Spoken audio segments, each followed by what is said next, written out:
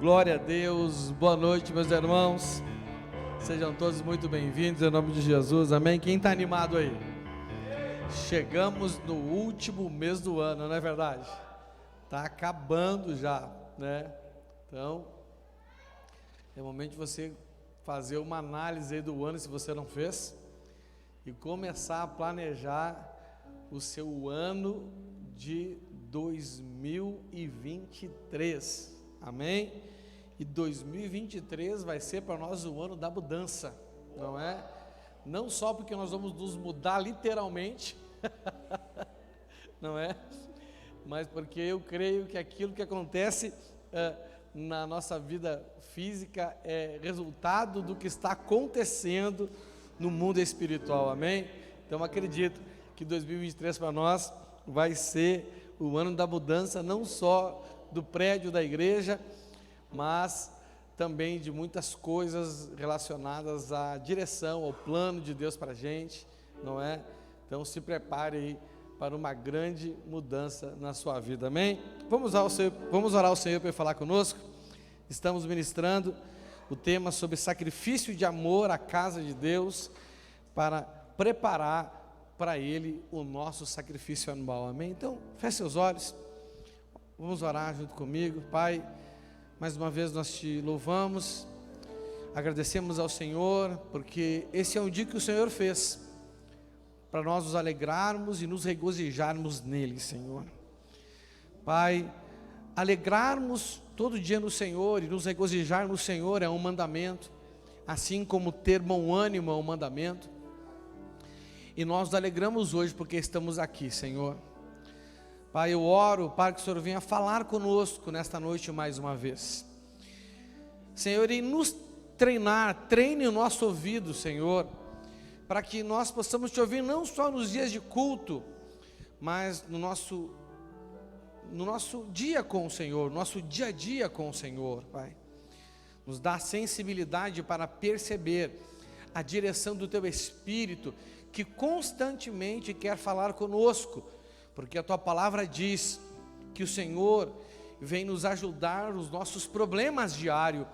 Senhor meu Deus, que nós possamos ter essa percepção, e pedimos que hoje, através dessa mensagem, o Senhor fale conosco, o Senhor ensina-nos a viver a Tua vontade, porque sabemos e cremos que a Tua vontade, ela é boa, ela é perfeita e ela é agradável. É o que nós te pedimos em nome de Jesus. Dê uma forte salva de palmas para o Senhor. Aleluia. Glória a Deus. Amém. Pode sentar, fica à vontade.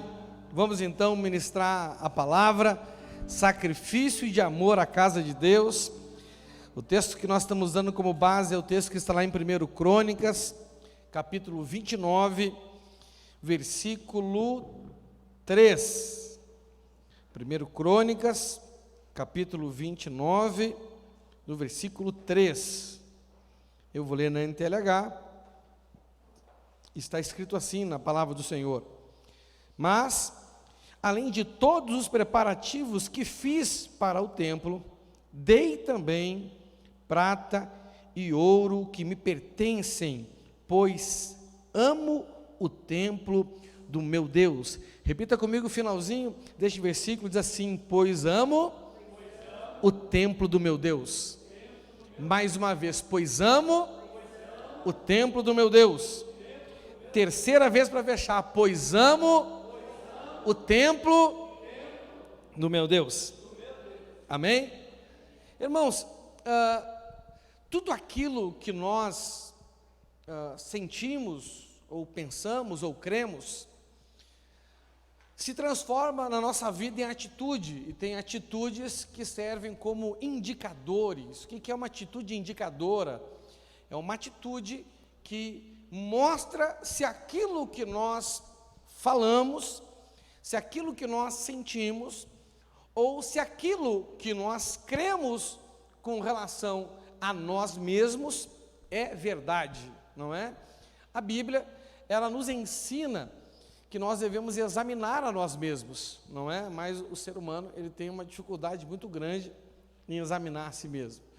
A gente tem uma facilidade muito grande em perceber os erros e as falhas dos outros. Não é verdade? Não é? A Bíblia, ela revela essa facilidade que a gente tem em ver nos outros e dificuldade de ver na nossa própria vida, quando Jesus fala que nós conseguimos ver o cisco no olho dos outros, mas não conseguimos ver a trave que está no nosso olho, não é? E isso é um dos motivos que gera em nós uma dificuldade de crescer. Todos querem crescer, todos querem romper, não é? Todos querem conquistar, todos querem avançar, todos querem realizar. Isso é uma grande verdade, não é? E não é incomum nós encontrarmos, às vezes, pessoas frustradas com a vida delas, porque a vida delas não está como elas gostariam que estivesse, não é? E muitas vezes elas falam assim para elas mesmas, eu não sei o porquê, e até em aconselhamento elas falam assim, mas missionário, eu não sei o porquê, não é verdade? E por que a pessoa não sabe o porquê?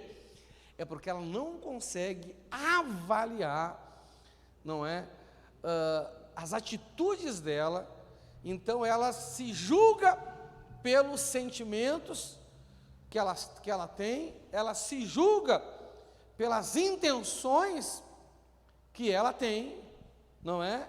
E tem um ditado que diz, que fala sobre os sentimentos, né? Esse ditado, ele diz que ninguém vive só de amor, não é verdade? Então, isso quer dizer que sentimento não basta. Não é que não seja importante, mas é que não basta. Não é verdade? Muitas vezes, quando a gente está sendo criticado, entendeu? A pessoa está nos criticando segundo as nossas atitudes, e nós estamos nos julgando segundo os nossos sentimentos. Só que amor não enche barriga, não é verdade? Sim ou não? Não é? Essa é uma grande verdade. Então esse ditado mostra que o sentimento somente não é um bom indicador. Tem outro ditado que diz também que de boa intenção o inferno está cheio. Isso mostra também que simplesmente ter boas intenções não vale, né? Você já percebeu que por mais que as pessoas errem, por mais que elas pequem, por mais que elas falhem umas com as outras, elas nunca fazem isso mal intencionadas? Você já viu isso? Mas não era a minha intenção. Não é verdade? Não é? Então, geralmente gera esse conflito, porque nós nos julgamos pelos sentimentos que temos, nós nos julgamos pelas intenções que temos, mas na verdade, o que vale de fato são as nossas atitudes, são as nossas ações. Não é verdade? Não é? Quando nós nos julgamos pelos nossos sentimentos, quando nós nos julgamos pelas nossas intenções, nós enganamos a nós mesmos. E a Bíblia, por várias vezes, ela nos dá um alerta que muitos de nós estamos desprezando. E a Bíblia diz, não se engane. Não é verdade? Em vários momentos, em várias situações, de várias formas, a Bíblia nos alerta que nós não devemos nos enganar. E uma pessoa que julga a sua vida pelo que ela sente, e uma pessoa que julga a sua vida pelas suas intenções, ela é uma pessoa que está se enganando. E quem se engana, se ilude.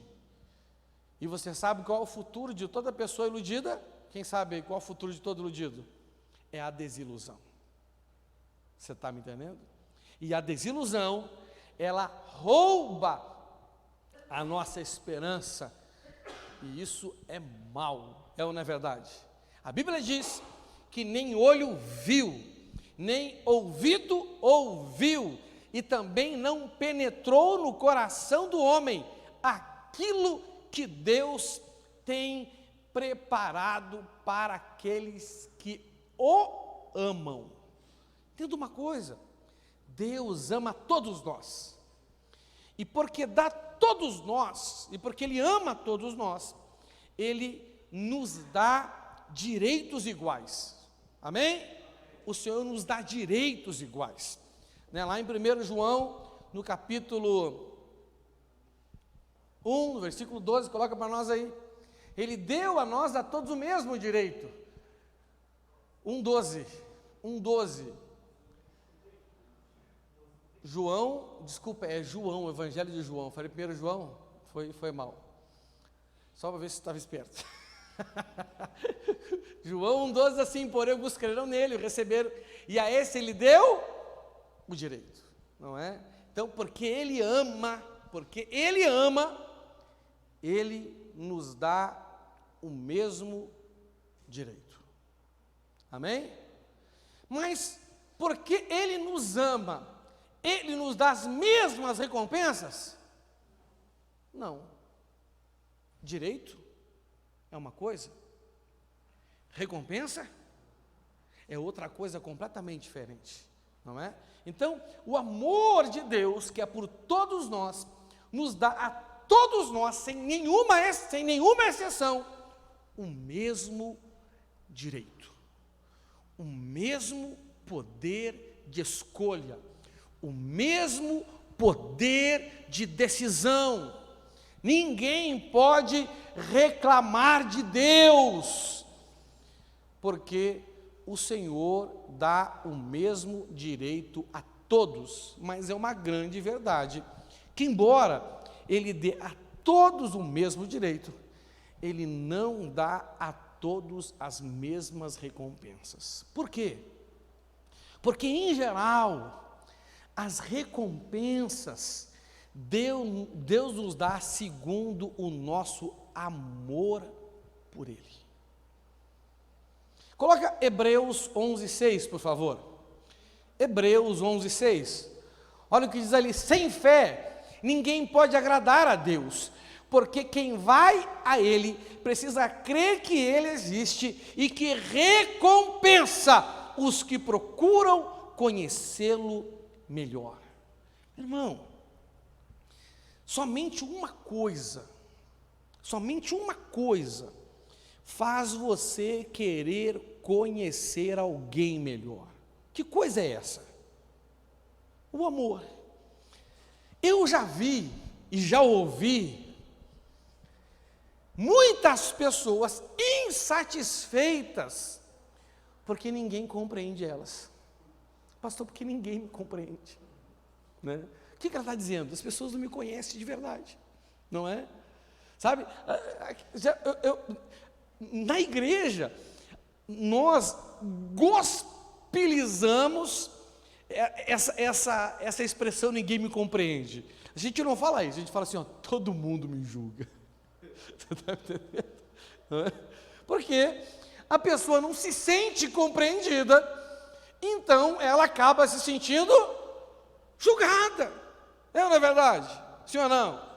A Bíblia diz que nós não devemos julgar para a condenação, mas precisamos julgar para a correção. Então, se uma pessoa chegar assim para você, assim, eu estou te julgando, e eu chego à conclusão que tu não merece a salvação, ela está pecando. Entendeu? Mas se uma pessoa chegar assim para você, olha, eu estou te julgando, e eu cheguei à conclusão que tu está errado nisso, essa pessoa te ama.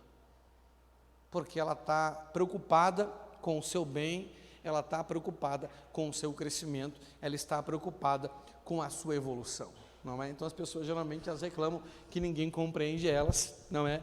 E o inverso disso, o inverso de ninguém é todo mundo, o inverso de não compreender, estão me julgando.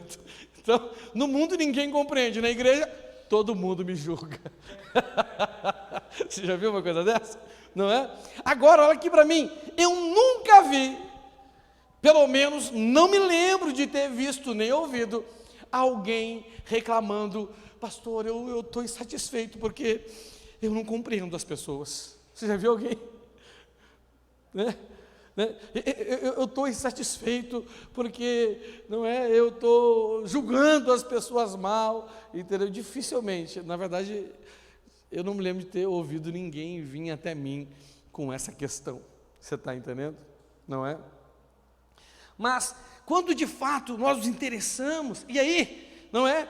Geralmente as pessoas também reclamam que ninguém ama elas. Por quê? Porque se elas não se sentem compreendidas ou se sentem julgadas, elas se sentem não amadas.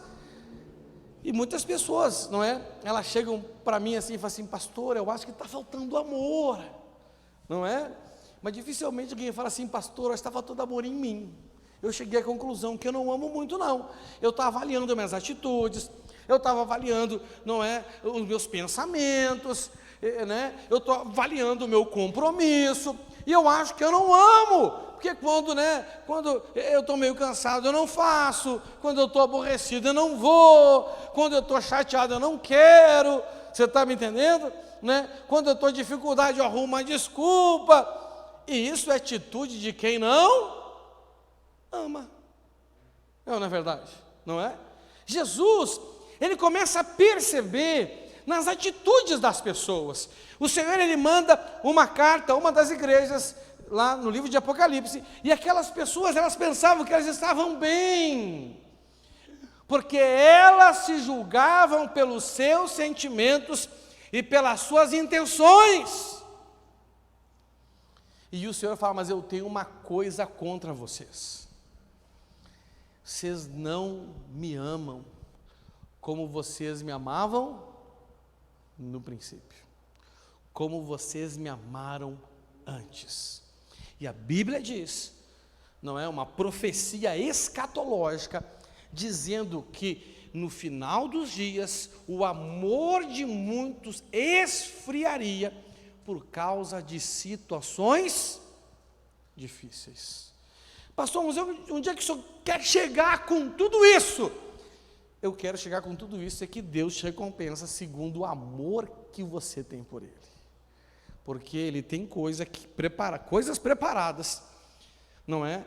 Que olho nenhum viu, que ouvido nenhum ouviu e que não subiu no coração de ninguém. Mas Ele tem preparado isso não para aqueles que Ele ama, para aqueles que Ele ama e dá direito, amém? Mas para aqueles que o amam. E amar só de sentimento não é amor. Não é um amor completo, pelo menos. Amar só de intenção não é amor, porque só de intenção não vale. Alguém aqui se sacia, alguém simplesmente dizer que te ama, mas não fazer nada por você? Você se sacia com isso? Não. Não é? Alguém, né, aqui se sacia só com a boa intenção de alguém? Você cobra a pessoa: por que você não me deu uma flor? Sabe que eu até pensei em te dar. Só a pessoa porque eu, infeliz. Não é verdade, dá vontade de dizer. Não é? Com Deus é a mesma coisa. E como que nós vemos a expressão de amor que nós temos por Deus? No Antigo Testamento, como tenho ensinado para vocês, né, o amor por Deus era expressado pelo nosso cuidado por aquilo que o povo fazia pelo templo de Deus, aonde estava a Arca da Aliança, que era um símbolo da presença de Deus. A Arca da Aliança não era a presença de Deus, não é? Mas um símbolo da presença de Deus. O templo do Antigo Testamento era um lugar de manifestação, não um lugar de habitação. Então nós vemos na Bíblia que realmente quem ama a Deus, na primeira aliança, tinha atitudes de amor para com a casa de Deus. E nós vemos aqui no texto que nós lemos em 1 Crônicas 29, 3, uma atitude de Davi. Ele fala assim: mais além de todos os preparativos que fiz para o templo, dei também prata e ouro que me pertencem, pois amo o templo do meu Deus. Por que Davi amava o templo de Deus? Porque ele amava a Deus. Por que Davi gostava de ir no templo de Deus? Ele falou uma coisa, não é? Peço ao Senhor e a buscarei. E estava colocando como a coisa mais importante da vida dele. E essa uma coisa que ele pedia ao Senhor e que ele se comprometeu em buscar, é que ele queria chegar a uma condição da vida dele, de ele poder habitar no templo, nesse templo aqui, não é? Que ele iria construir ainda, que para ali ele pudesse se deleitar na presença de Deus, na manifestação, e meditar nos seus ensinamentos o dia inteiro. Naquele tempo não tinha escritura sagrada no celular, não tinha escritura sagrada, até porque não tinha celular, né? Não tinha gráfica, então nem todo mundo podia ter a escritura sagrada, você está me entendendo, em casa. Então geralmente ela era limitada às sinagogas, aos templos, onde os judeus se reuniam para ali cultuar a Deus, como nós nos reunimos hoje no prédio da igreja, amém? E aquilo que era o templo para os judeus na primeira aliança, é a igreja para nós hoje, não é verdade? O apóstolo Pedro, ele chama a igreja de o templo de pedras vivas. E esse templo de pedras vivas é um lugar de habitação de Deus, porque não é um lugar construído por mãos humanas. Não é. É algo construído por Deus. Deus usa as pessoas como ferramentas, mas para nos edificar, mas quem nos constrói de fato é o Senhor, amém? Não é? Nós somos ferramentas, não é? O Senhor usou ferramentas para fazer de mim o homem que eu sou hoje, e Ele ainda tem usado ferramentas para continuar fazendo de mim, me fará o homem que Ele quer que eu seja, até o dia que está marcado o meu encontro com Ele, não é verdade? Não é? Até que eu atinja a estatura espiritual do varão perfeito, até que eu complete a carreira. E para completar a carreira, a gente tem que combater o bom combate. O apóstolo Paulo disse que ele era como um lutador de boxe que não perdia nenhum golpe, não é? Então ele combatia o bom combate. E também nós temos que guardar a fé. Nós não podemos deixar a nossa fé esmorecer. E você precisa identificar quais são os inimigos da sua fé. Existem muitos inimigos da fé, não é? Nem todos eles atacam cada um de nós, mas cada um de nós tem alguns inimigos da fé que nos atacam especificamente, para tentar abalar a nossa fé. Isso é muito importante você discernir, mas não vou falar sobre isso hoje. Amém? Então, a verdade é que o nosso amor por Deus, ele é demonstrado pelo nosso zelo para com a igreja. E nós temos aprendido que a igreja, ela é a mãe de todas as bênçãos de Deus. A igreja, ela é a bênção de Deus que precisa e deve ocupar o lugar central na nossa vida. Eu falei central, não falei o primeiro, amém? O primeiro é de quem? O primeiro é de quem? De Deus. Mas a igreja, ela ocupa o lugar central na nossa vida, não é? A igreja, ela estabelece a razão da nossa vida aqui na terra, como os termos da primeira aliança determinavam a razão da existência do povo judeu, a missão da igreja determina a razão da nossa existência como igreja, amém?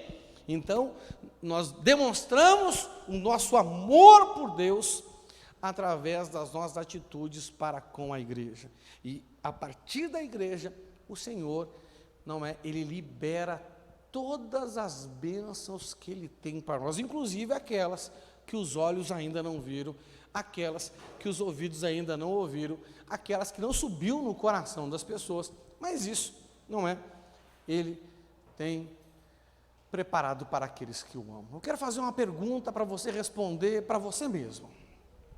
Deus tem te surpreendido? Deus tem te surpreendido? Você tem vivido situação, rapaz, Deus é maravilhoso. Cara, Deus assim, não esperava. Cara, Deus, você tem vivido isso? Se você não tem, é porque o seu amor não está no nível que Ele espera que esteja. E, consequentemente, as nossas atitudes para com a igreja também não estão no nível que é preciso. Você está entendendo? Não é? Porque através da igreja, Deus te dá todas as bênçãos. Amém? Quem é que salva? É o Senhor. Mas nós somos salvos porque ouviu a mensagem, não é verdade? A mensagem veio por meio de quem? Da igreja. Quem é que cura? Quem é que cura? É o Senhor. Não é? Mas Ele vai curar por meio da igreja. Quem é que liberta? É o Senhor. É ou não é verdade? Sim ou não? Às vezes as pessoas vêm, né, pastor Marquinhos? Não é? Elas falam assim para a gente, pastor, preciso que o senhor ore por mim, que eu creio na sua oração, a sua oração vai me libertar, dá até medo. Sai para lá, meu irmão. Não é? A gente ora sim, não é? Mas quem liberta é o Senhor, não é? Então, a gente tem que entender essas coisas para crer direito, não é? Senão vira até mandinga, né? Vira até macumba gospel, não, a oração é que nem o pai de santo tem a macumba poderosa, o pastor tem a oração poderosa, não é verdade? Sim ou não? Embora esteja escrito que a oração do justo, ela pode muito em seus efeitos, mas por quê? Porque uma pessoa que decide viver na justiça de Deus, ela é um canal aberto para que as virtudes do Senhor se manifestem. Porque a verdade é, gente, olha só, o pecado, a tristeza, a angústia, a falta de decência, a falta de ordem, a falta de dedicação, são coisas que limitam o fluir das virtudes do Senhor através da nossa vida. Olha a história lá da mulher que tinha o fluxo de sangue há 12 anos. Ela creu que tocaria em Jesus. Jesus, na sua natureza comum de servo, era tão liberado para fluir do poder de Deus que não precisou nem orar. Não é? A Bíblia diz que as pessoas acreditavam que a sombra de Pedro curava. E quando ele ia ao templo, as pessoas colocavam as pessoas assim, para que pelo menos a sombra dele tocasse e elas fossem curadas. Você crê que sombra cura? Quem cura é o poder de Deus que emana através daqueles que dão liberdade para o Senhor agir. Amém? Então nós precisamos amar a Deus. E demonstramos que amamos a Deus amando a igreja, com as nossas atitudes através da igreja. O apóstolo Paulo, ele fala uma coisa muito importante sobre a graça. Uma coisa que eu acho que a maioria de vocês já ouviu, mas talvez você não tenha um discernimento, não é? Do que isso significa. Eu confesso para vocês que eu não tenho discernimento completo ainda, mas eu vou compartilhar com os irmãos o discernimento que eu já tenho. Amém? Ao longo do tempo, o discernimento ele vai, né, quanto mais nós entramos em comunhão, em intimidade com o Senhor, maior é o discernimento que Ele nos dá. Entendeu? O apóstolo Paulo ia falar algo muito interessante. Ele fala assim, que a graça que ele recebeu não ficou em vão. Fala assim, a graça que eu recebi não pode ficar em vão. Por que ele diz isso? Por que ele diz isso? Não é? Se você ouviu alguém dizer, gente, eu estou aqui porque eu me esforço. O que essa pessoa, essa é a mensagem indireta. Qual é a mensagem indireta? Que tem pessoa que não se esforça. Não é verdade? Não é? Porque se todo mundo se esforçasse, e sem um argumento, não é verdade? Concorda comigo? Não é? Então ele está dizendo algo, não é? Que o destacava dos outros. E uma das coisas que destacava ele dos outros é que ele diz que a graça que ele recebeu não ficou em vão. Ou seja, ele usou ela de forma completa. Ele usou tudo. Quem conhece aquele termo, não é? Da fruta que eles gostam, eu como até o caroço. Quem já ouviu essa expressão? Já viu essa expressão? Isso tem até numa música aí do mundo aí, uma música mais antiga, mas é um ditado. Quer dizer que a gente aproveita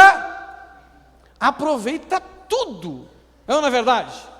Não é? Tem gente, irmão, que tem uma mão para economia, que aproveita tudo, não é verdade? Sim ou não? Não é? Tem gente que tem uma mão assim, meu irmão, que ela pega para fazer 50%, ela perde. Você está me entendendo? Eu gosto muito de carne, né? Churrasco, aquela coisa toda. Às vezes eu vejo gente fazer, toda a carne que a gente pega para assar, a gente tem que dar tirar às vezes uma pelanca, uma coisa ali, né, para ficar boa. Rapaz, às vezes eu vejo gente fazendo isso, ela tira um bife e joga fora. Rapaz, você dá um bife. Você está me entendendo? Não é? Desperdício. Você está me entendendo? Você já viu alguém desossando o peito de galinha? Tem gente que deixa metade do peito colado no osso. Não é verdade? Eu aprendi com a dona Sara, minha mãe. Eu faço direitinho ali, tiro ali, meu irmão. Aí o osso, só pode ir o osso fora. Até a cartilagem a gente come. Não é verdade? Né? Então, pois é, nós temos que aproveitar bem a graça. E quais são os 3 aspectos importantes da graça, que nós não podemos negligenciar? Gente, o primeiro aspecto da graça é que eu estou salvo, não é verdade? Pela graça sois salvo, não é? Quando que a gente vê que uma pessoa, ela valoriza a graça que o salvou? Quando? Quando ela não peca mais. Sim ou não? Não é? Uma pessoa que continua pecando, ela é uma pessoa que está desperdiçando a graça que salvou ela. Essa é uma grande realidade, porque pela graça nós somos salvos. O segundo aspecto da graça é que a graça, ela nos dá acesso a Deus. A Bíblia diz que Ele abriu um novo e vivo caminho. Entendeu? E agora, além de eu ter acesso a Deus, o Espírito dele vem morar em mim. Como que eu valorizo isso? Uma pessoa que busca, de fato, um relacionamento com Deus. Um mínimo, fala assim, um mínimo. O mínimo que você tem que fazer para começar a ter um relacionamento com Deus é ter um devocional diário. Mas isso é o mínimo. Imagina, não é?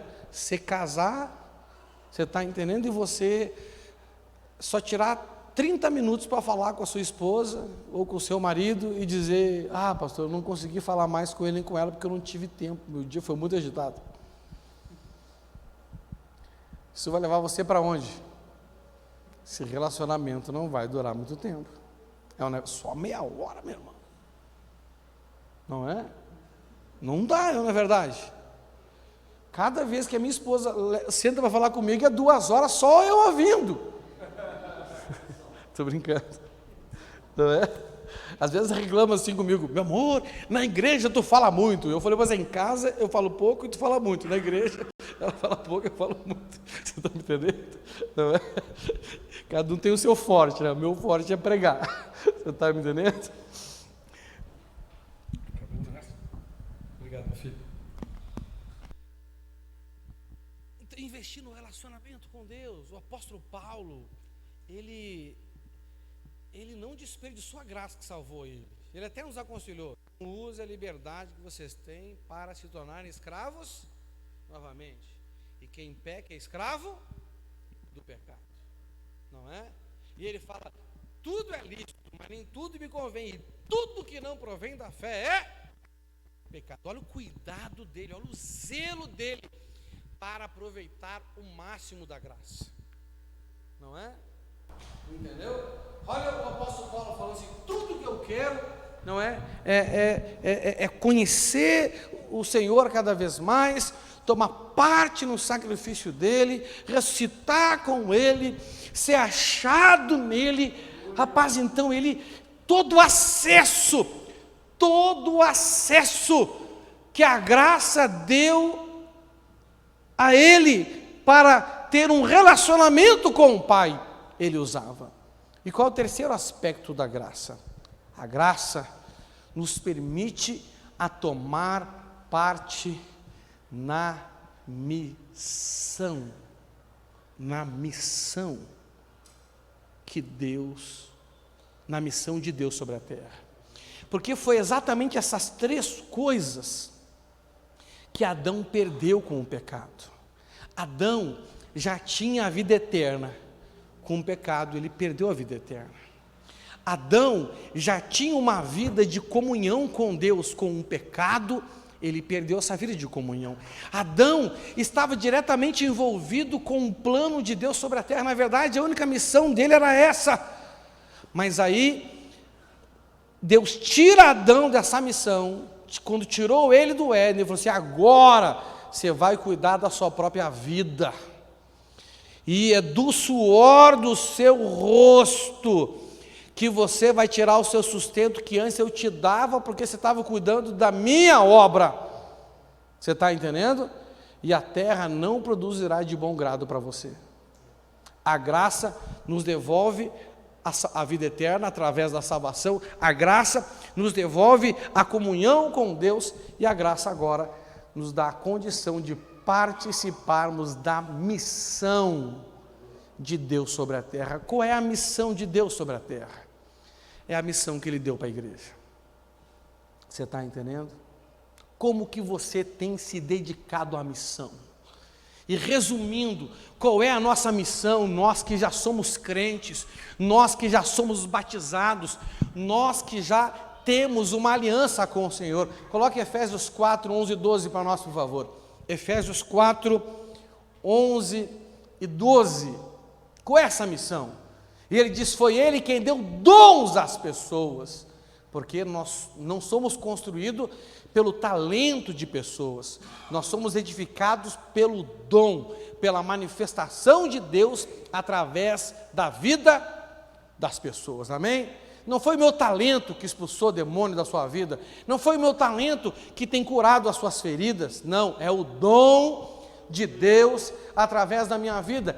Ele escolheu alguns para serem apóstolos, outros profetas, outros evangelistas e ainda outros pastores e mestres da igreja. No 12, ele fez isso para preparar o povo de Deus. Quem é o povo de Deus aí? Levanta bem a mão só para ter certeza. Eu sei que você é, mas às vezes eu olho para você e eu falo: rapaz, acho que ele esqueceu. Tem gente que hoje, por exemplo, esqueceu que é povo de Deus, não é verdade? Sim ou não? Mas não é só no culto que isso acontece, no dia da célula também acontece, no dia do evangelismo também acontece, no dia da limpeza da igreja acontece, nas escalas dos ministérios acontece, não é verdade? Não é? Acontece em muitos momentos. Ele fez isso para preparar o povo de Deus para o serviço cristão, a fim de construir o corpo de Cristo. Por que Davi se esforçou tanto para preparar todo o material que era necessário para construir o templo do Deus dele? Porque ele amava a Deus e amava o templo de Deus. Quem ama se esforça para a edificação do corpo de Cristo. Pastor, o que eu ganho com isso?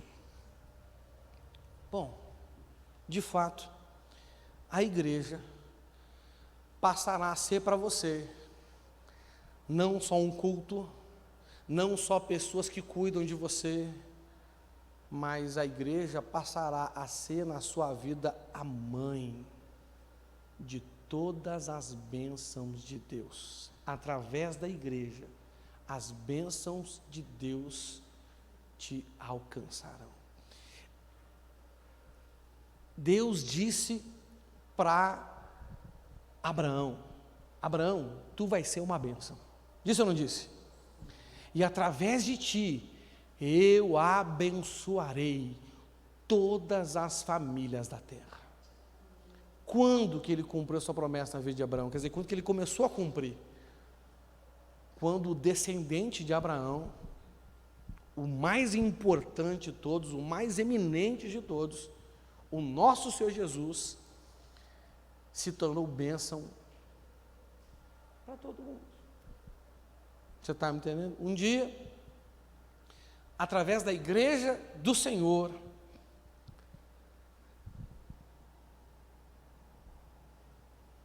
a família de uma mulher, naquele tempo de meia idade, divorciada de um marido doido, mãe de 4 filhos, 1 indiferente, 3 drogado, chegou até a casa dela e abençoou a família dela. Mas chegou através da igreja. Você tá me entendendo? Eu não era o indiferente, eu era um dos 3 drogados.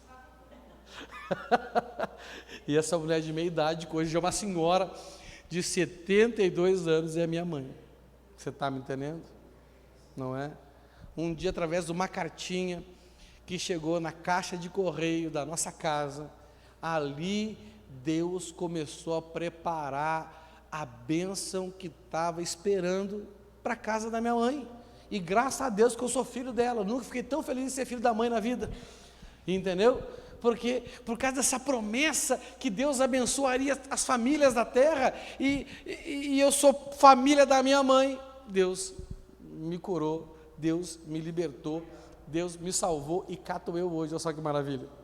Mas isso aconteceu através da igreja. Quando você decide, de fato, amar a Deus ao ponto de você decidir, a partir de hoje, eu vou me tornar um construtor da igreja. Como o nível do amor de Davi foi crescendo. Ninguém, entenda uma coisa, irmãos, ninguém chega amando Deus no nível que tem que amar, amém? Mas o amor tem que crescer, não é verdade? Sim ou não? Mas na maioria dos irmãos, o amor cresce ou decresce? O ânimo cresce ou decresce? A motivação cresce ou decresce? E isso é responsabilidade de quem? Sua. É o seu dever amar. Você está entendendo? É ou não é verdade? Se um dia minha esposa diga assim: meu amor,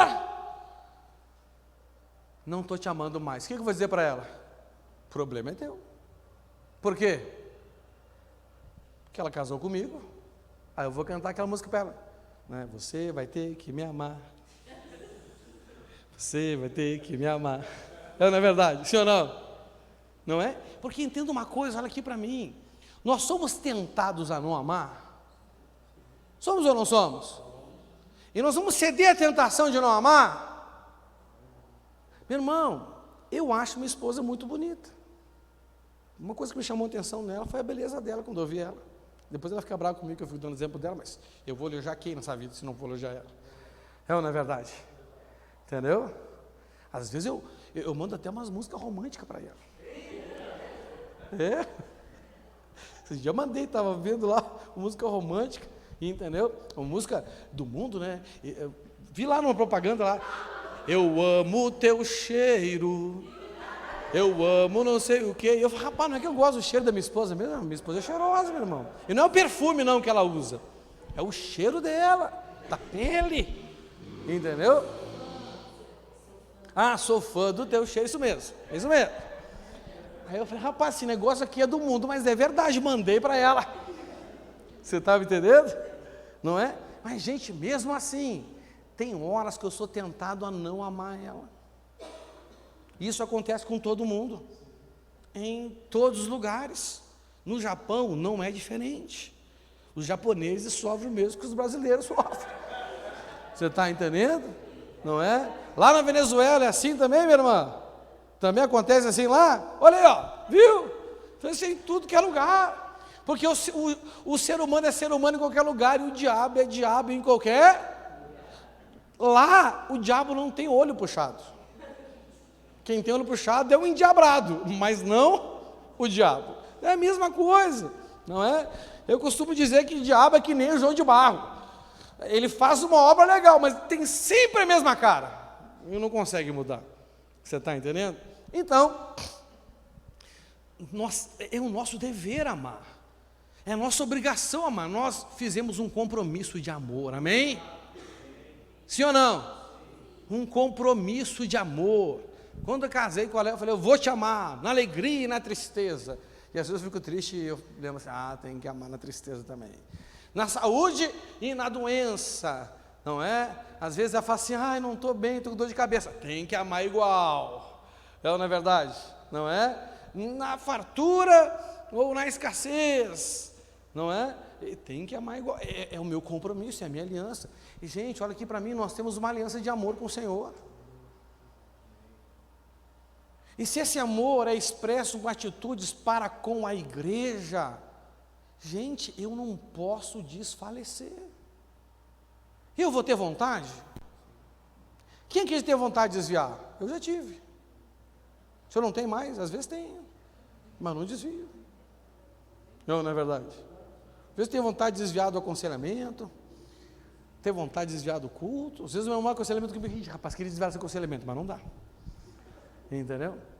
Às vezes a pessoa vem me pedir uma oração, eu falo, vai ficar endemoniado, eu tenho vontade de desviar já dessa oração. Tá entendendo? Mas não desvio. Tá entendendo? Não é? Fazer o quê? Não é? Às vezes, irmão, já orei 300 vezes, ele não tomou atitude ainda. Dá vontade de não orar, mas eu não desvio dessa oração. Você está entendendo? Não é? Eu não vou fazer mais isso. Todo mundo tem. Mas entenda, nós assumimos um compromisso de amor, porque Deus nos ama e não nega isso, nós nunca perderemos o direito. Às vezes você olha para você e fala assim, acho que Deus não me dá mais direito disso, eu acho que Deus me tirou isso, não é verdade? Não, Deus nunca tira o direito, sabe por quê? Porque Ele nunca vai deixar de chamar, mas as recompensas são segundo o nosso amor para com Ele. Então, meu irmão, não desanime, deixe esse amor crescer ao ponto de você decidir ser um construtor. Eu vou trabalhar para que a igreja cresça em todos os aspectos, sim ou não?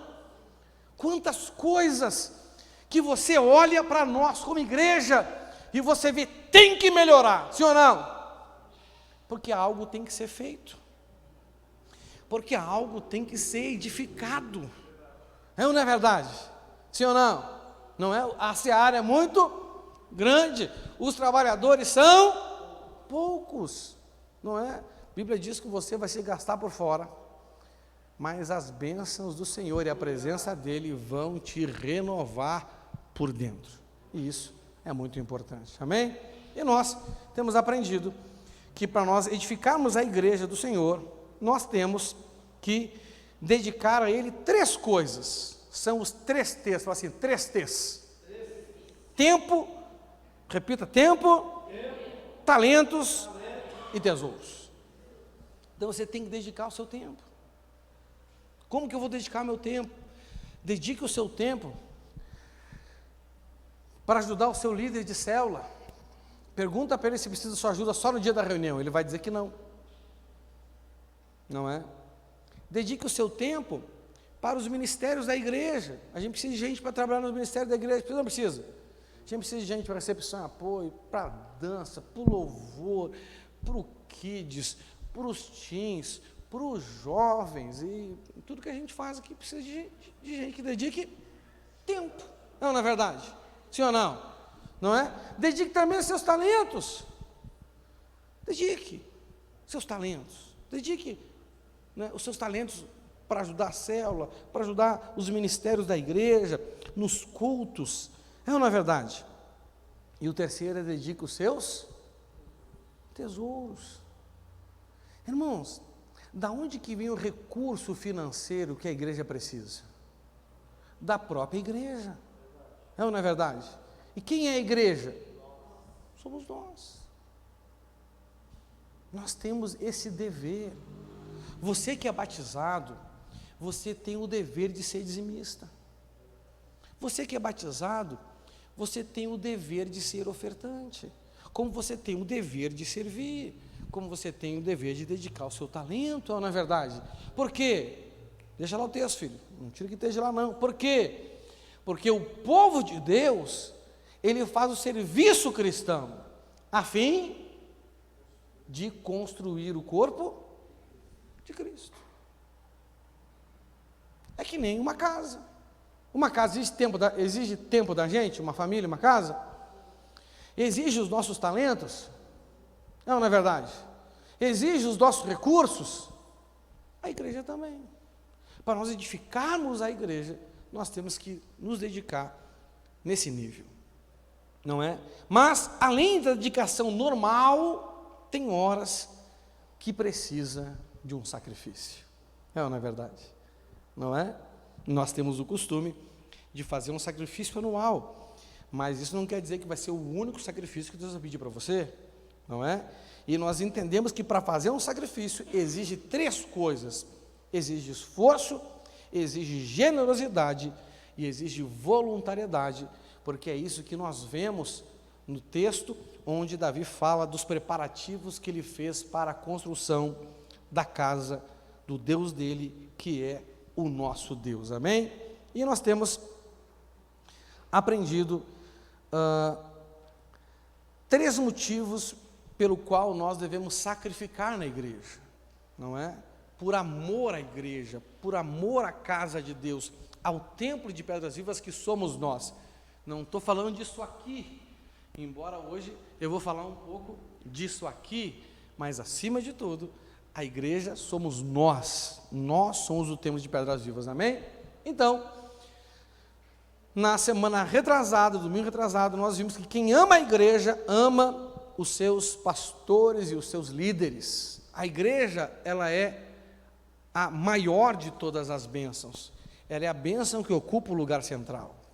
E dentro da igreja, existem coisas que nos abençoam. E a primeira delas são os nossos pastores e os nossos líderes. Sim ou não? O que a igreja teve primeiro? Povo ou líder? Líder. Não é verdade? Não, né? Não existe uma igreja sem povo e não existe uma igreja sem líder, mas para existir alguma coisa tem que ser enviado alguém, não é verdade? Sim ou não? Em janeiro agora desse ano, nós vamos completar 43 anos de ICB Curitiba, sabia disso? A gente vai até organizar uma festa aí, uma comemoração.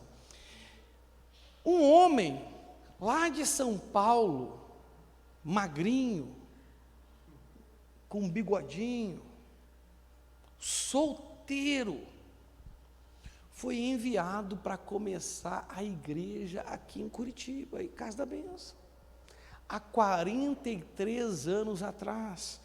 Ele chegou aqui, tinha povo? Ele chegou aqui, tinha prédio? Não. Por isso que a coisa mais importante, nós temos na igreja, são nossos líderes. A Bíblia diz que eles cuidam das nossas necessidades espirituais. E nós temos aprendido que um dos motivos que nós devemos dedicar o nosso tempo, o nosso talento e os nossos tesouros é para ajudar aos nossos pastores e líderes terem tudo o que eles precisam para fazer a boa obra. Lá em Filipenses, no capítulo 4, do verso 18 ao 19, diz assim: aqui está o meu recibo de tudo que vocês me enviaram e que foi mais do que o necessário. Tenho tudo o que é preciso, especialmente agora que Epafrodito me trouxe as coisas que vocês mandaram, as quais são como um perfume suave, oferecido a Deus, um sacrifício que Ele aceita e que lhe agrada. E o meu Deus, de acordo com as gloriosas riquezas que Ele tem para oferecer por meio de Cristo Jesus, por meio de quem? E ele está falando aqui da igreja, que a igreja é o corpo de Cristo. Ela completa Cristo, o qual completa todas as coisas em todos os lugares.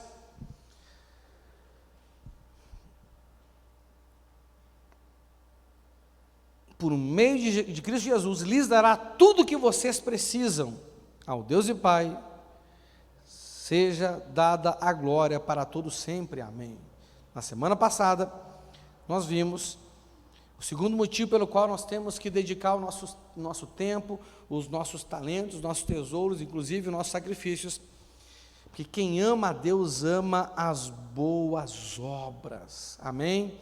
Lá em 2 Coríntios 9, 8, 2 Coríntios 9, 8 diz assim, e Deus pode dar muito mais do que vocês precisam, para que vocês tenham sempre tudo o que necessitam, ainda mais do que necessário, para fazerem todo tipo de boas obras.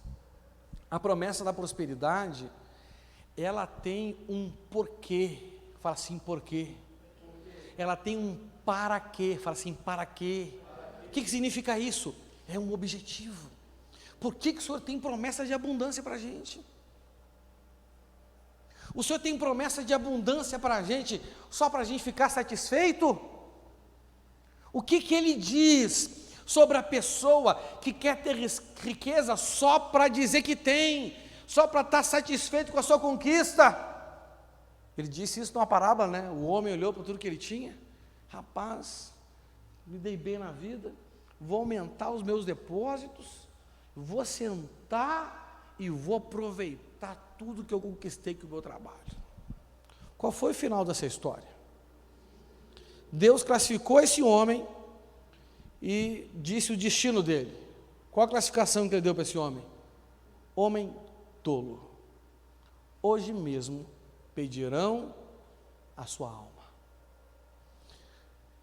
Tem um para ali, para fazerem todo o tipo de boas obras. Meu irmão, comece a dedicar o seu tempo, comece a dedicar o seu talento, comece a dedicar seus tesouros para fazer as boas obras. Eu duvido que você não vai receber provisões do Senhor, eu duvido. Nem diz o outro, duvido de Odó. Você está entendendo? Primeiro porque está escrito, segundo porque eu vivi isso na minha vida, terceiro porque vejo muitas pessoas vendo isso na vida delas. Deus dá provisão. Ele quer que você tenha tudo que você precisa, não é? A Bíblia diz que aquele que busca a sua vida perderá, mas aquele que perde por ele e pelo Evangelho a achará. Tem pessoas que vivem a vida inteira buscando e não tem nem o que precisa. Mas se você começar a dedicar parte do seu tempo, parte do seu talento, parte dos seus tesouros em dízimos e ofertas e sacrifícios anuais, meu irmão, Deus ele vai te dar mais do que você precisa. É uma questão de tempo. A conquista é certa, é uma questão de tempo. Você está entendendo? E o terceiro que eu quero falar com você hoje, não é? Quem ama a igreja, ama que tudo seja feito com excelência. Repita comigo, quem ama a igreja, ama que tudo seja feito com excelência.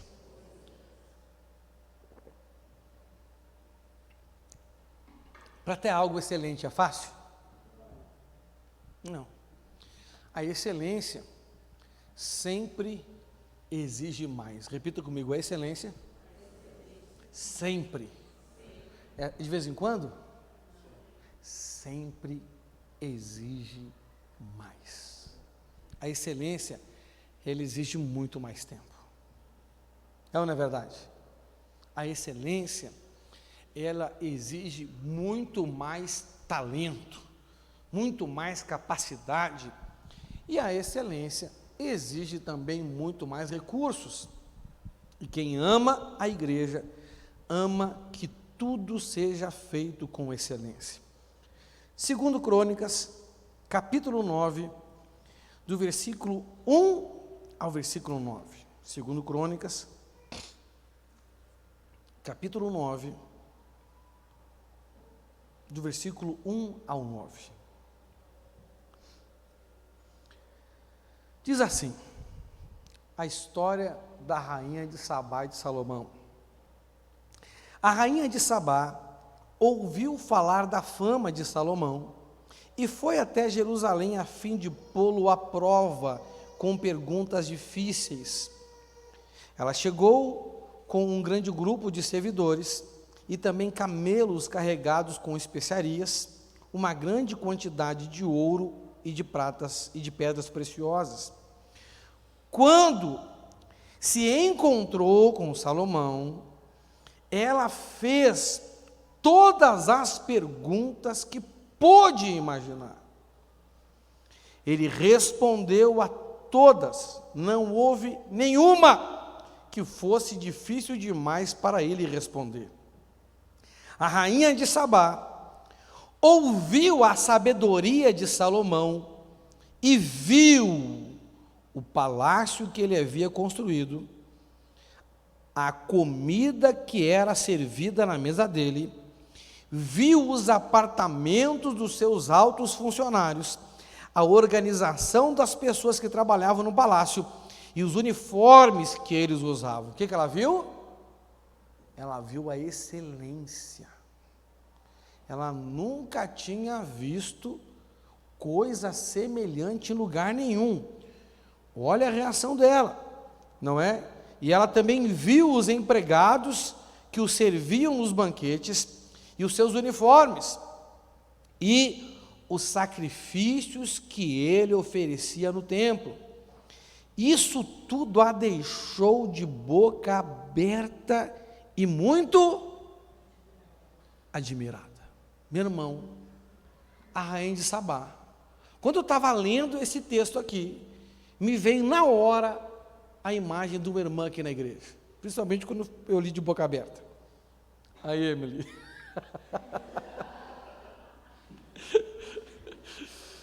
Quando a Emily começou a vir na igreja, ela ficava ouvindo a mensagem assim, ó. Ela fica até hoje. E eu pensava que ela ficava admirada com a minha pregação. Aí depois que eu descobri que era só o costume dela mesmo.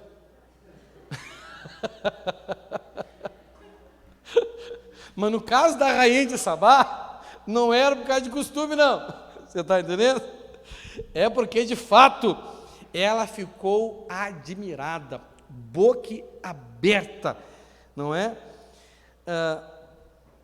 Com a maravilha que ela viu. Ela se admirou com a sabedoria de Salomão. Ela se admirou, não é, com o palácio. Ela se admirou com o procedimento dos servos, com a comida que era servida, com o uniforme, com tudo. Ela olhou assim, rapaz, eu nunca vi isso em lugar nenhum. A excelência. Você está entendendo? Então ela disse ao rei Salomão: tudo aquilo que eu ouvi no meu país a respeito de você e da sua sabedoria é de fato verdade. Porém, eu não pude acreditar até que vim e vi com os meus próprios olhos. Acontece que não tinham me contado nem a metade da sua sabedoria. Ela vai muito além daquilo que ouvi dizer. Que sorte tem esses seus servidores que estão sempre ao seu lado e têm o privilégio de ouvir os seus sábios provérbios. Versículo 8, aqui, meu irmão, é a coisa mais interessante desse texto que chama a atenção. A rainha de Sabá, ela fazia parte do povo de Deus? Ela servia a Deus? Ela servia a outros? Meu irmão, olha aqui, arrancar louvor da boca de crente é relativamente fácil. Mas existiram alguns servos de Deus que serviram ao Senhor com tanta excelência que eles arrancaram louvor a Deus da boca de incrédulo. Rapaz, isso mostra o quê? Mostra excelência. Você está me entendendo? E Salomão foi um desses caras. Bendito seja o Senhor, seu Deus, que ficou tão contente com você, que o tornou rei de Israel para governar em nome dele. O amor dele pelo povo de Israel é eterno, e ele quer conservar este povo para sempre como uma nação, e por isso ele o fez rei de Israel, para que você possa manter a lei e a justiça. Ela entregou ao rei os presentes que havia trazido, mais de 4.000 quilos de ouro e uma grande quantidade de especiarias e de pedras preciosas. Nunca houve especiarias tão finas como as que a rainha de Sabá deu ao rei Salomão. Irmãos, presta atenção aqui numa coisa que eu quero dizer para você. O reinado de Davi representou o ápice da conquista do povo de Israel. Quem quer aprender aqui a começar a conquistar o que Deus tem para você? Quem quer aprender aqui? Leia o livro de Josué. Josué foi o homem que entrou na terra prometida, mas ele não conquistou tudo, não. Agora, quem que quer ter viver toda a promessa de Deus para a sua vida? Quem? Leia a história de Davi, aprenda com Davi, aprenda com os erros dele, e aprenda com os acertos dele, aprenda com os erros de Josué, e aprenda com os acertos dele. Todo mundo na Bíblia tem erros e tem acertos, todo mundo na vida real tem erros e tem acertos, aprenda com ambos. Porque se você for uma pessoa que só aprende com o que está certo, meu irmão, você vai aprender pouco.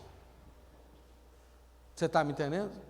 Se você aprender comigo só com o que eu estou certo, você vai aprender pouco.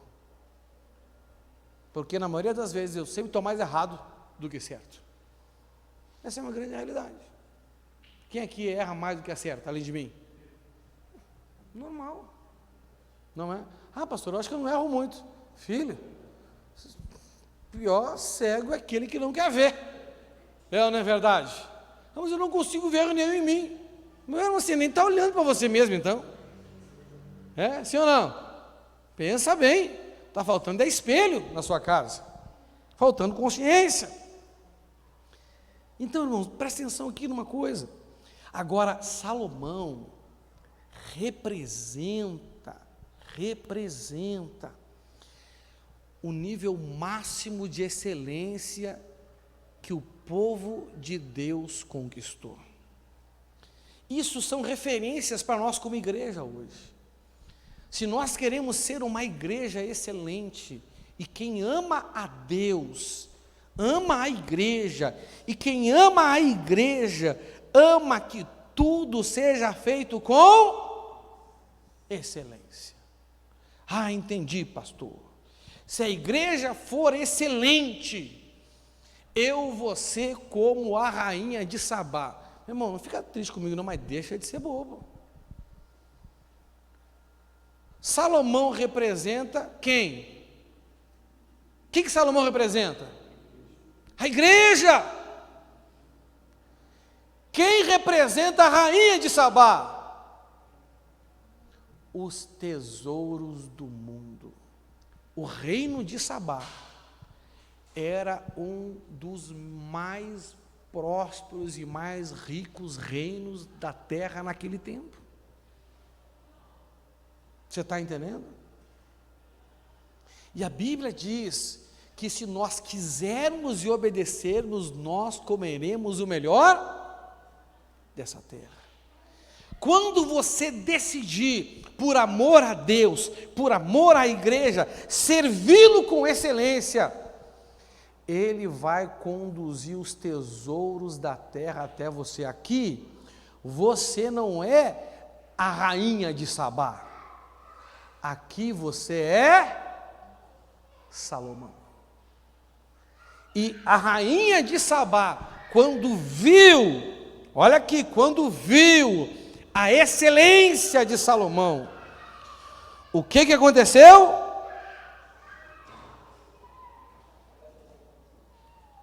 No versículo 9, ela entregou ao rei os presentes que havia trazido. Não, Deus ele vai mover o mundo para trazer as coisas até você. Ele vai fazer com que as pessoas dessa terra olhem para você e elas achem graça em você, e elas tenham o desejo de te abençoar, de te ajudar, de abrir portas. Você está me entendendo?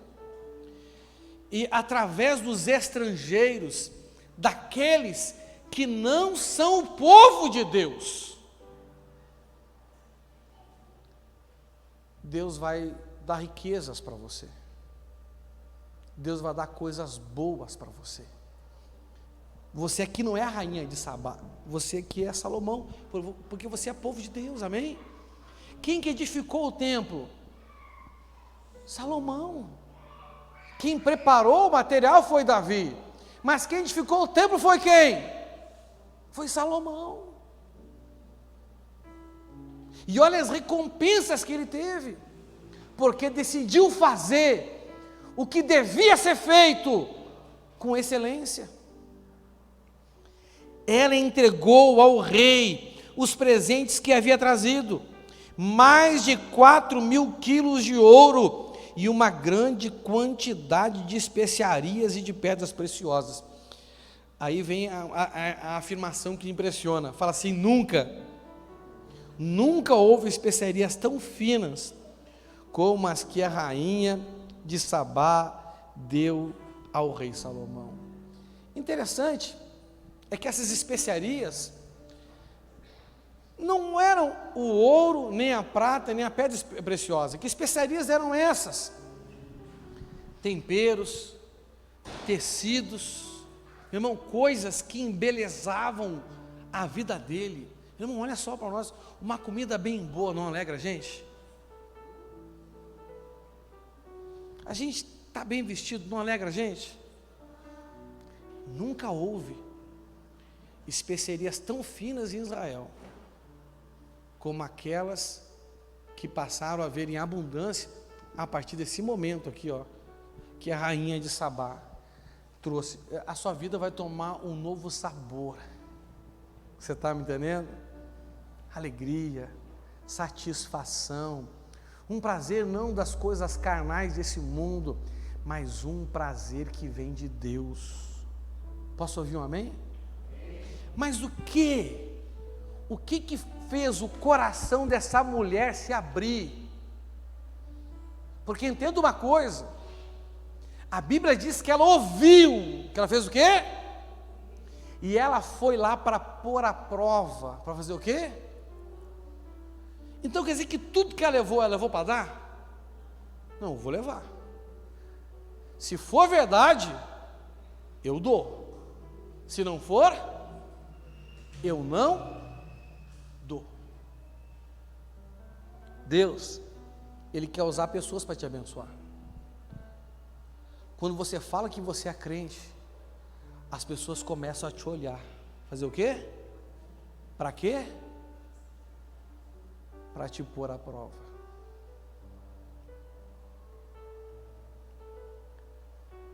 Se elas te aprovarem, elas serão o meio que Deus vai usar para te abençoar. Não importa quem elas são. Deus usou um feiticeiro para abençoar José. Deus usou um idólatra para abençoar Daniel, Sadraque, Mesaque e Abednego. Não. Deus usou um rei pagão para abençoar Neemias. Não interessa. Porque o verdadeiro dono de toda a riqueza do mundo é quem? São os que têm ou é Deus?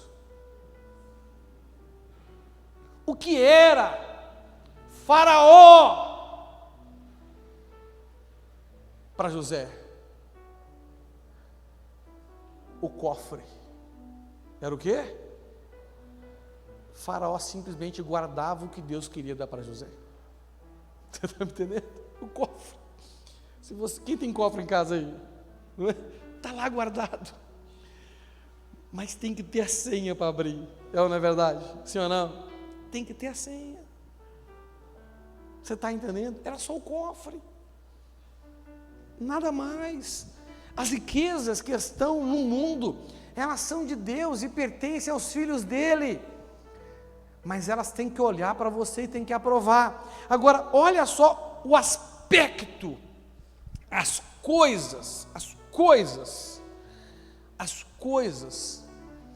que essa mulher avaliou na vida de Salomão. Fala assim, primeiro, sabedoria. Qual é o principal aspecto da sabedoria que vem de Deus? Ela é, antes de tudo, a sabedoria que vem do alto, que vem dos céus. Ela é, antes de tudo,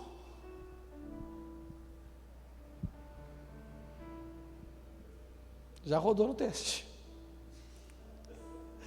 Ela é, antes de tudo, pacífica e vem acompanhada de boas ações. Você é uma pessoa pacífica? Ou você é uma pessoa litigiosa?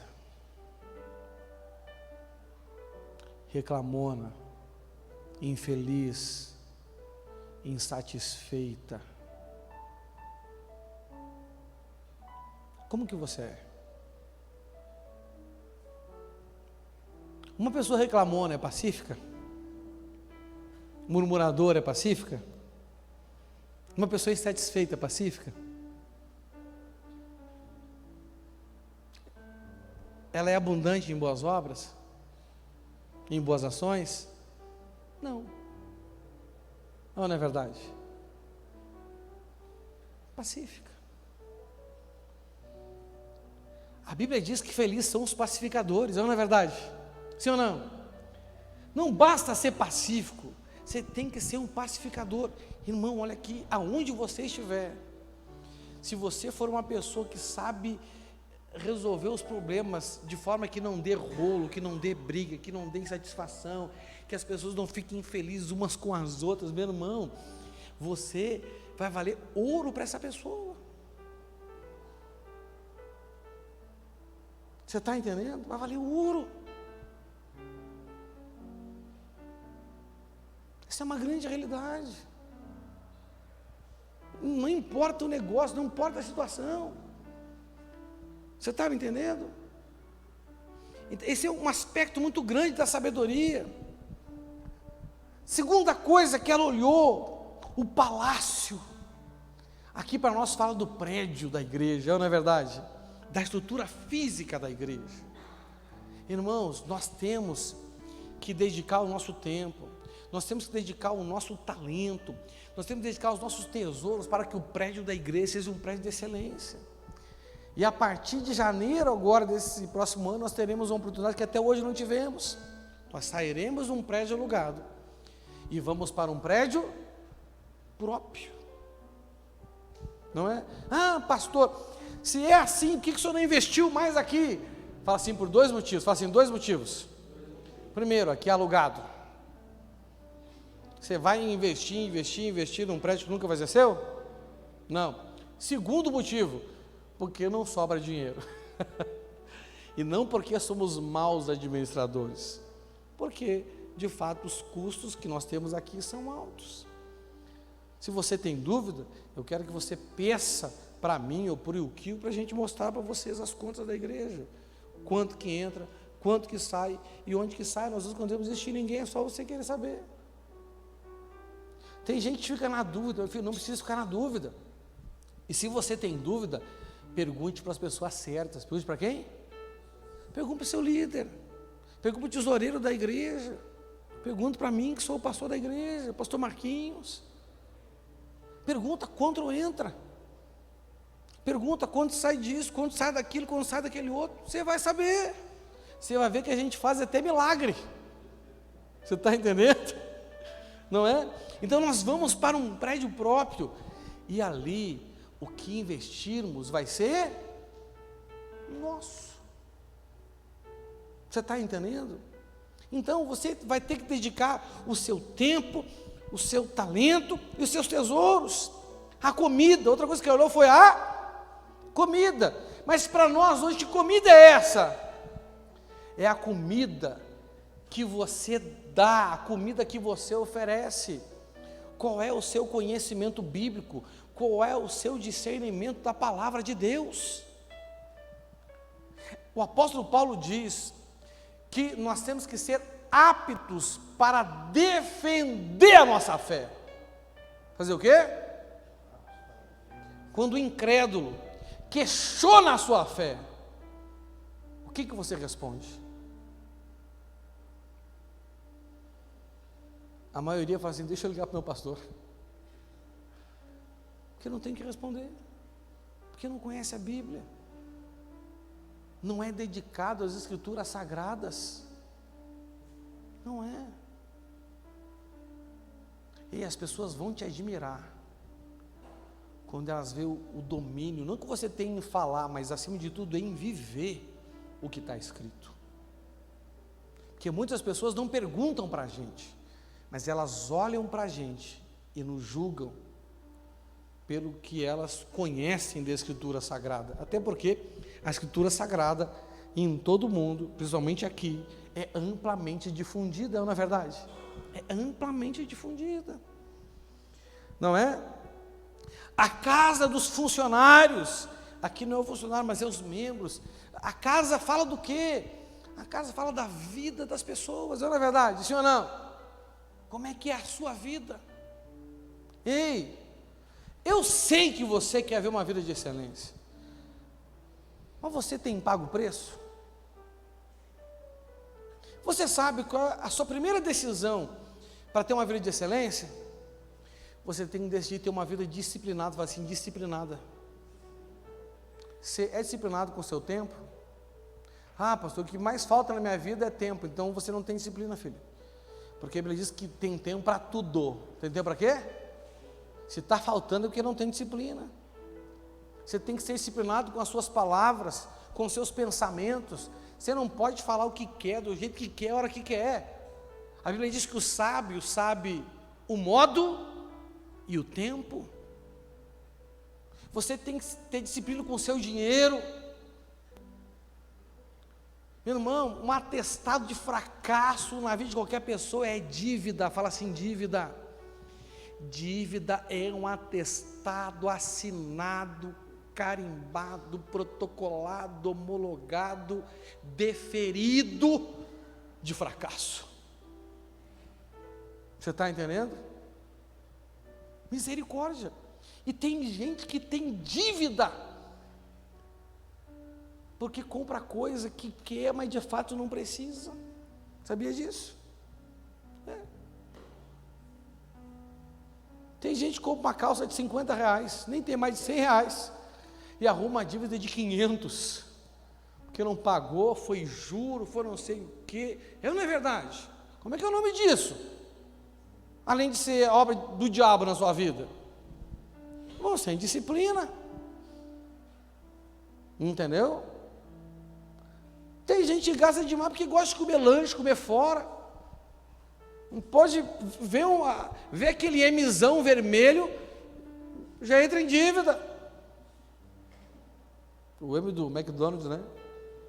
Rapaz, que comer uma pizza, comer cachorro quente. Rapaz, tu é o geleia. Sabe o geleia do Caso Fantasma? Devorador, meu. Entendeu? É o devorador, o contrador, o migrador, o destruidor, tudo junto na barriga do ser humano. Meu Deus do céu. Fica gordo, doente. Sangue de Jesus tem poder. Aí comer salada, ovo. Você sabe que depois do leite materno, não de vaca, materno, de vaca é terrível, mas depois do leite materno, o ovo de galinha é o alimento mais nutritivo da face da terra? Melhor do que picanha. Não é mais saboroso, mas é melhor. Você come mais ovo, 2 olhudão com arroz e feijão, nosso Deus, coisa boa. Tira a batata frita que faz mal, não é? Então, você tem que ter uma vida equilibrada. A organização do pessoal que trabalha é a quinta coisa que ela observou. O que é isso?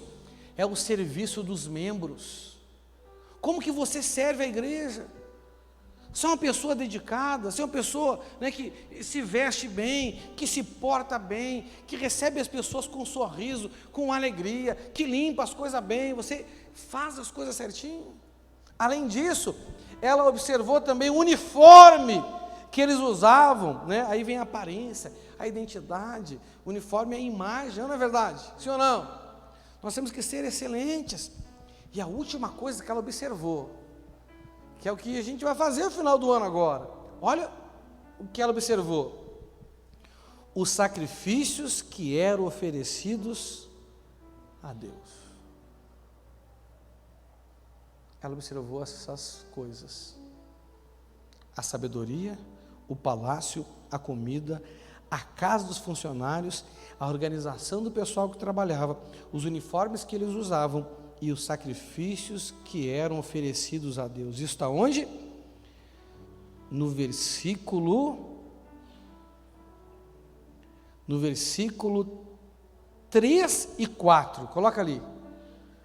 A rainha Sabá ouviu a sabedoria de Salomão. Então ela ouviu a sabedoria, viu o palácio que ele havia construído. Quarto, ela viu a comida que era servida na mesa dele, viu os apartamentos ou a casa dos altos funcionários e a organização do pessoal que trabalhava no palácio e os uniformes que eles usavam, viu os empregados que serviam nos banquetes e os seus uniformes e os sacrifícios que ele oferecia no templo.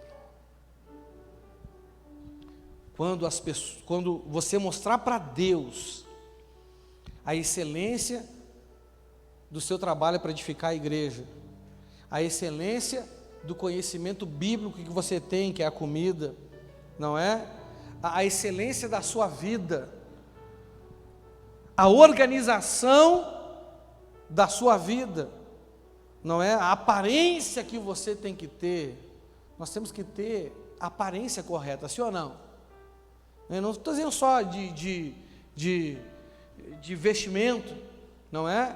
A sua postura de homem de Deus, a sua postura de mulher de Deus, e ver os sacrifícios que você oferece. Deus vai usar as pessoas do mundo para fazer com você o que ele usou a rainha de Sabá para fazer com Salomão. Mas eu tenho um alerta para te dar. Até aqui, Salomão foi bem. O problema é que depois disso aqui, Salomão se encantou demais com o que recebeu da rainha de Sabá. Se apaixonou pela rainha de Sabá. A rainha de Sabá representa quem aqui? O mundo. E ele acabou fazendo uma aliança com ela, casou com ela. Tem gente que faz uma aliança com o mundo, porque recebe as coisas. Não deixe isso acontecer com você.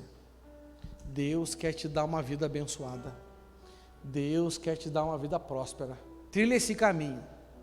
Mas quando chegar lá, cuide para não se apaixonar pelo meio que Deus usou para te abençoar com mais do que você precisa. Amém? Quem ama a Deus ama a igreja. Quem ama a igreja ama seus pastores e líderes. Quem ama a igreja ama as boas obras. E quem ama a igreja ama a excelência com que as coisas da igreja devem ser feitas. Amém? Fique de pé no seu lugar. Vamos orar ao Senhor. Feche os seus olhos. Senhor nosso Deus, Pai amado, Pai querido, Pai santo, Pai glorioso, Pai maravilhoso, Pai poderoso. Pai, como nos alegramos e nos enchemos de esperança quando vemos e ouvimos das coisas grandiosas que o Senhor tem preparado para nós. E essas coisas grandiosas, Senhor, são proporcionais ao amor que temos pelo Senhor, porque a Tua palavra diz que olho nenhum viu, ouvido nenhum ouviu, e coração nenhum ainda sentiu aquilo que o Senhor tem preparado para aqueles que te amam, Senhor. Pai, e diariamente nós temos oportunidade de termos atitudes que demonstram ou não o nosso amor pelo Senhor. Senhor, nosso Deus, ensina, nos ajuda, nos dá sabedoria para nós, para que possamos julgar a nós mesmos, não pelos nossos sentimentos, nem pelas nossas intenções, mas pelas nossas atitudes, pelas nossas ações, para que possamos ser sóbrios e não nos enganar a nós mesmos, e assim possamos buscar as mudanças que precisamos. Senhor, ajuda cada um dos meus irmãos que aqui estão a discernirem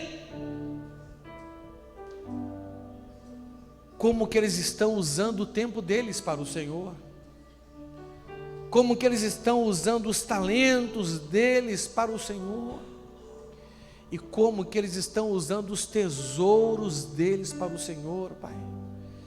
Senhor, meu Deus, desperta essa pessoa para dedicar o tempo dela ao Senhor, para dedicar os talentos dela ao Senhor, para dedicar os recursos materiais dela ao Senhor, Pai, através dos dízimos, das ofertas e de ofertas especiais, como estamos preparando para o Senhor, para ser consagrado na Santa Ceia do mês que vem, Senhor, desse mês agora, Pai, no próximo domingo, Senhor, é o dia onde nós vamos consagrar a nossa oferta de sacrifício anual, Pai.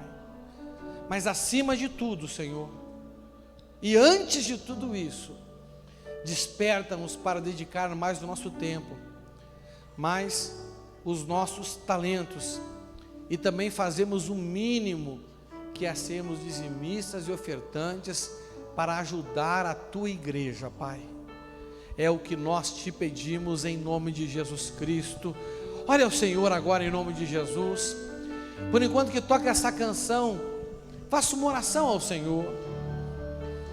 Te dou meu coração, Espírito Santo, e tudo que há em mim, ribacou querer baixar. entrego meu viver, por amor a Ti, meu Rei. Oh, aleluia. Meus sonhos rendo a Ti, e os meus direitos dou. Oh, Espírito Santo, Orgulho vou trocar ribacou querer baixar. pela vida do Senhor. Oh, aleluia. E eu entrego tudo a Ti, tudo a Ti. E eu entrego tudo a Ti, tudo a Ti.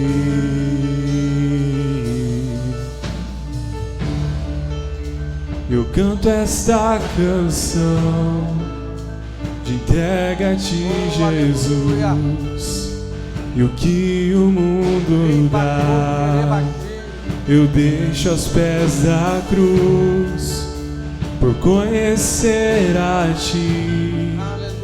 Teu nome dá louvor, sentir Tua alegria, partilhando amor. Declare isso. E eu entrego tudo a Ti, tudo a Ti. Aleluia. E eu entrego tudo a Ti, tudo a Ti. E eu entrego tudo a Ti, tudo a Ti. Jesus, e eu entrego tudo a ti, tudo a ti.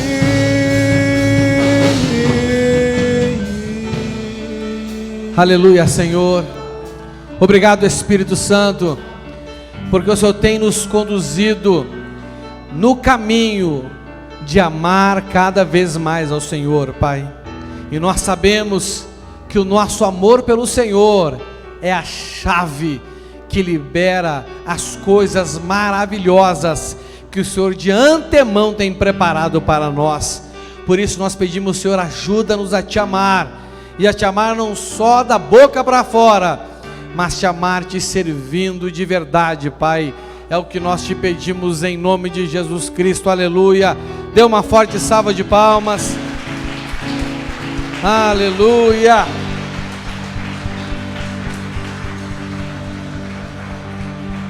Graças a Deus, amém, meus irmãos? Meus irmãos, nosso culto está encerrado, Deus te abençoe.